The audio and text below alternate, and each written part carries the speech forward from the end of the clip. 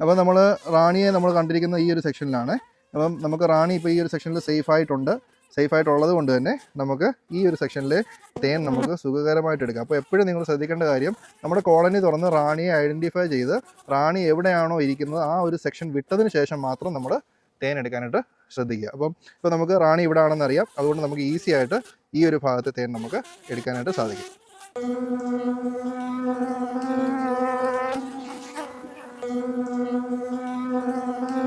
അപ്പം നമ്മൾ ഈ സെക്ഷനിൽ തേൻ എടുക്കുവാണേ.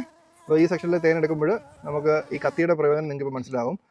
പണ്ട് കാലം നമ്മൾ സ്പൂണൊക്കെ ഇട്ട് എടുക്കുമ്പോൾ നമ്മൾ ഫുള്ള് ഇളക്കി വടിച്ചെടുത്തിരുന്ന സ്ഥാനത്ത് ഇത് നമുക്ക് ഈസി ആയിട്ട് കൈകാര്യം ചെയ്യാൻ സാധിക്കും.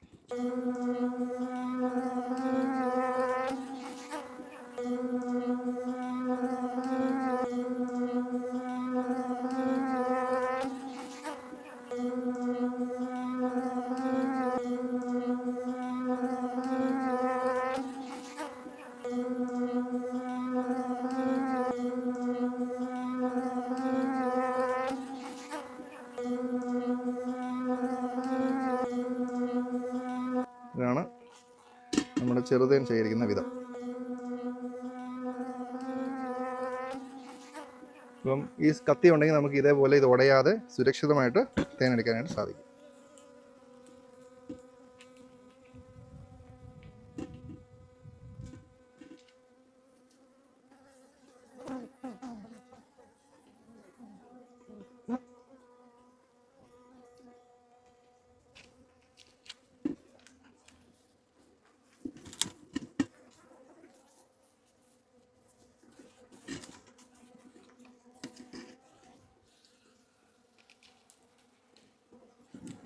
അപ്പോൾ നിങ്ങളൊക്കെ ചെറുതേൻ എടുക്കുമ്പോൾ നിങ്ങളുടെ കലത്തിൻ്റെ അകത്തൊക്കെ ഇരിക്കുന്ന കോളനിയിലെ തേനാണെങ്കിൽ പരമാവധി മുട്ടയുടെ കൂടെ തേൻ മിക്സ് ചെയ്യാതിരിക്കാൻ ശ്രദ്ധിക്കുക. കാരണം മുട്ടയ്ക്കകത്ത് മിക്സ് ചെയ്താൽ ആ മുട്ടയൊക്കെ അഴുകിപ്പോവും, നമ്മുടെ കോളനി പിന്നീട് അടുത്ത വർഷത്തേക്ക് ഡെവലപ്പ് ആവില്ല. അപ്പോൾ ആ ഒരു കാര്യങ്ങൾ നിങ്ങൾ വളരെ ശ്രദ്ധയോടെ കൈകാര്യം ചെയ്യേണ്ടതാണ്.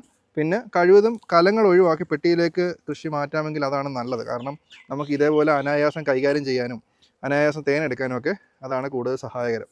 അപ്പോൾ നമ്മൾ ഈ എടുത്തിരിക്കുന്ന തേൻ ഇതേപോലെ പരമാവധി ഊറ്റിയെടുക്കുക. നമ്മളിങ്ങനെ തല തിരിക്കുമ്പോൾ ഇവിടെ മുട്ടയൊന്നും കൂടുതൽ ഇളക്കിയിട്ടില്ല എന്ന ധൈര്യത്തിലാണ് നമ്മൾ തല തിരിക്കുന്നത്, അല്ലെങ്കിൽ മുട്ടയൊക്കെ താഴെ പോവും. ആ ഒരു കാര്യം നമ്മൾ ശ്രദ്ധിക്കേണ്ടതാണ്.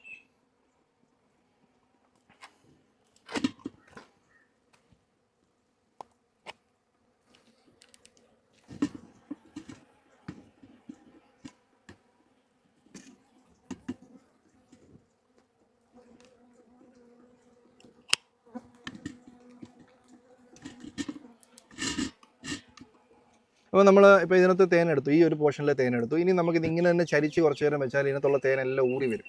അപ്പോൾ നമ്മൾ മറ്റേ സൈഡ് തേൻ എടുക്കുന്ന സമയത്ത് ഇത് നമുക്ക് ഇതേപോലെ ചരിച്ച് വയ്ക്കാം. അപ്പോൾ നമ്മൾ മാക്സിമം തേൻ ഊറ്റിയെടുക്കാൻ നമുക്ക് സഹായകരമാവും.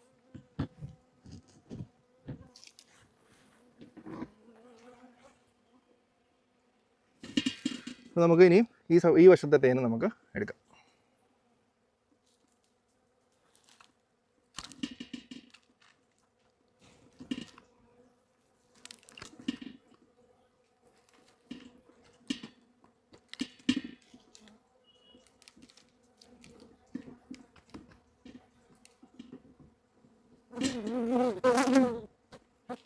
പരമാവധി തേനീച്ചകൾ ഇതിനകത്ത് വീഴാതിരിക്കാൻ ശ്രദ്ധിക്കുന്നത് നല്ലതാണ്. പക്ഷെ നമ്മൾ ചെറുതേൻ എടുക്കുമ്പം പൂർണ്ണമായും തേനീച്ച വീഴാതെ നമുക്ക് എടുക്കുന്ന കാര്യം ബുദ്ധിമുട്ടാണ്.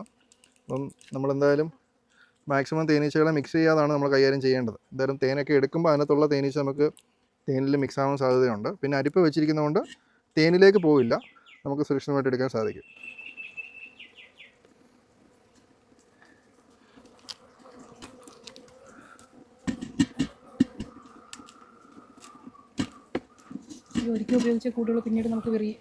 ഈ കൂട് ഇത് ഉപയോഗിക്കാത്തില്ല. ഇതാ നമ്മളവിടെ ഉരുട്ടി വെച്ചേക്കുന്നുണ്ട്.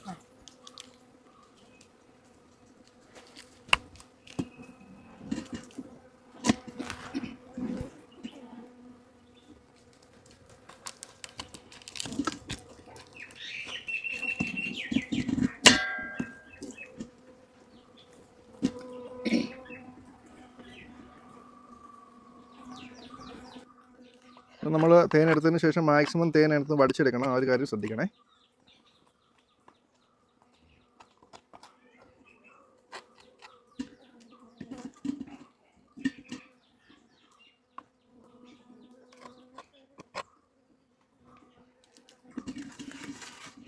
അപ്പോൾ നമ്മൾ അങ്ങനെ 2 സെക്ഷനിലെയും തേൻ നമ്മൾ എടുത്തു. ഈ മുട്ടയുടെ കൂടെ ഉള്ള തേൻ നമ്മൾ എടുക്കുന്നില്ല. നിങ്ങൾ ചിന്തിക്കുക എന്താ ഇത് എടുക്കാത്തതെന്നുള്ളത്. അതിന് 2-3 കാരണങ്ങളാണ്. ഒന്ന്, നമ്മൾ ഈ മുട്ടയെല്ലാം ഇളക്കി നശിപ്പിക്കണം. നമ്മൾ എപ്പോഴും ആർത്തിയോടുകൂടി ഉള്ള ചെറുതേൻ മൊത്തം നമ്മൾ എടുക്കാതെ ഇവർക്ക് ഇനി ജീവിക്കാൻ കുറച്ച് സാധനം വേണം, ഭക്ഷണം. അതാണ് ഈ തേൻ. ഈ ഒരു പാർട്ടീഷൻ്റെ ഇങ്ങേ സൈഡിലിരിക്കുന്ന മുട്ടയുടെ കൂടെ ഉള്ള തേൻ മൊത്തം നമ്മൾ അവർക്ക് കൊടുക്കും.